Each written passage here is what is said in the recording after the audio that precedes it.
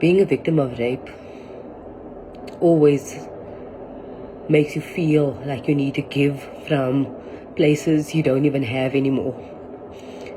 Assalamu alaikum wa rahmatullahi wa barakatuh. My name is Zakira Muhammad. I'm the author of Mercy. I'm also a gender-based violence activist and humanitarian at heart. I'm also the two-time Panache Woman of Wonder Cape Town recipient.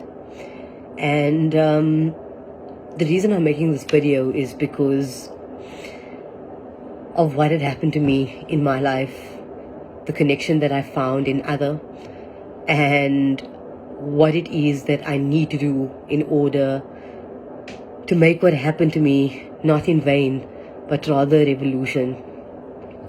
So, I am a rape survivor, and in 2020, when I was publishing my book, I got inboxed by Dash Pillay, and she had shared a story with me, and she told me we should connect. And at that time, I feel like just because I just spoken my truth, a lot had come out for me, so I didn't get back to her, and I believe that everything happens in its divine time. So the connection that Dash and I first share is that we're both from Lenasia. She is a Tamil woman and I'm Muslim woman, and we both from Lenasia. And when I'd spoken up about my story, which a lot of women from there don't do because of fear of victimization or societal pressure or family pressure, it becomes very difficult for them to navigate and to move on. And I was a victim of my own mind for a very, very long time, until I literally had to liberate myself out of a systematic mindset in order to speak my truth, in order for me to heal parts of my soul that was so broken and so violated, and in order for me to be the person that I am today. So when I spoke out about my story, I got a lot of flack from my community, and from and from everyone really at large, because it is unbecoming of a woman from my culture to speak out about things like this. We're told that we need to keep quiet, we need to be silent, and what they didn't understand is that I was dying in the silence, and I was dying alone, and no one was there to assist me.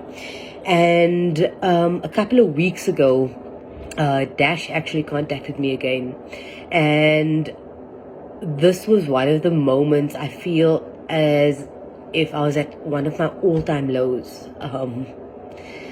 I felt as though the world was literally crumbling on my shoulders and I had no direction. And she asked me to be a part of an interview, and for the last couple of months I've just been off social media. I've been suffering from really crippling social anxiety, and I kind of, started picking myself back up and, started internally healing again and trying to find out what this disconnect was from the universe. And I met up with Dash, which was one of my first encounters after a very long time.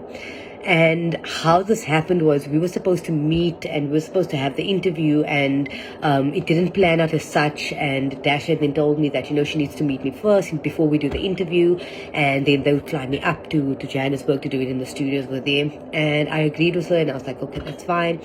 And she had her traditional ritual, and she had some prayers that she had to do on Friday evening.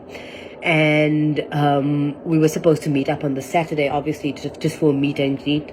And on the Friday evening at about 9 o'clock, she sent me a message and she said, she's done with the prayers, but she's just got something within her that is she can't sleep. She's just restless. And my soul at that point felt restless as well. And I said, what are you doing right now? Like, I'm coming over. And she said, fine. And I believe that was the universe aligning itself and aligning us to come together, because what happened after that was really, really, it was really impactful. It was something that my soul needed. It was the shaking that my soul needed in order to just get myself out of this mindset that I was in and out of this funk that I was in, because I know that I have a message to give this world, and I know that I have so much to give. And I went to Dash's hotel, and we met outside. And when I met her, And when I hugged her, it was like I felt a sense of home that I did not feel in such a long time. In probably a long, man, I can't even remember the last time I felt that connection, that pure connection of I understand and I believe you and I love you and I don't judge you and I'm just there for you.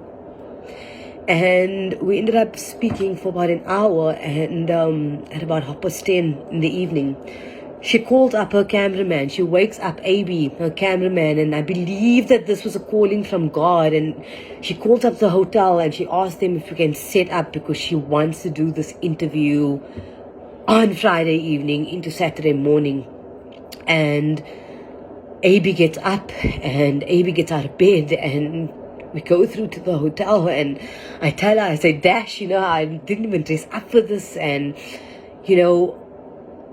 it didn't matter. It didn't matter because it didn't matter how I looked or what I wore. What mattered is what came out of my mouth, my truth. And voicing that was more important than anything outer for me. And we had this interview and it was the most magical experience I had experienced in a long time. And I thanked her after that for allowing me to voice my truths. And Dash told me something. She looked me in my eyes and she told me, she says, Vakira, with everything that you're doing, where are you in your life right now? And I looked at her and I said, very far from where I thought I'd be. And she asked me why that was. And I said, lately I've been thinking about it and I understand that every single thing that I get, with the sales of my book or my counseling sessions that I do, it all goes back into my humanitarian projects. I put it out on social media sometimes for those that can assist, do assist, but most of the time, everything comes from me. And at the end of the day, I don't have anything to look at. I don't have anything that I can say I did, but I'm okay as well. And I believe as a rape victim, and this is what I said in the start of the video, is that you give from a place that is empty. You give from a place that you don't have anymore, just in order to feel okay and in order to not let people suffer the way you suffered. Even if it means that you don't have, even if it means that you sit without. And Dash looked me in my eyes and she said to me, my beloved, the one thing that you cannot do is give from an empty vessel. And I cried. And I said, for the longest time I've heard this and I felt this, but I understand it now. I've been giving from a place of scarcity and therefore